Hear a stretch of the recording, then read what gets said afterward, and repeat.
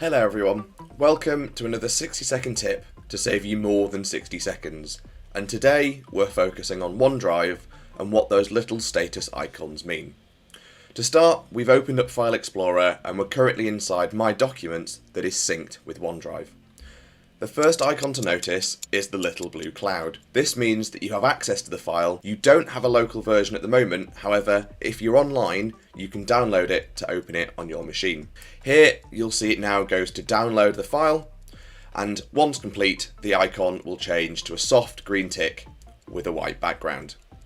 This soft tick means that you've downloaded the file, you can open it even if you're offline, and it will sync any changes back to the cloud.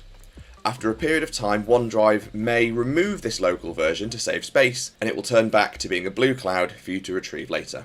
If we right-click this and select Always Keep on this device, it will change to a solid tick with a green background. This will ensure that you always have a local version saved to your machine, you can work offline even if you have no internet, and it will continue to sync to the cloud when you are online. Lastly, if we're trying to free up space on our hard drives, we can right-click and free up space. This removes the local copy, changes it back to the blue cloud icon, which will allow you to go and re-download it when you're ready, assuming you're online.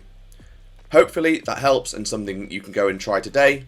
For more advice for anything within Microsoft 365, please do contact me at chris.shanks@firstdigital.co.uk.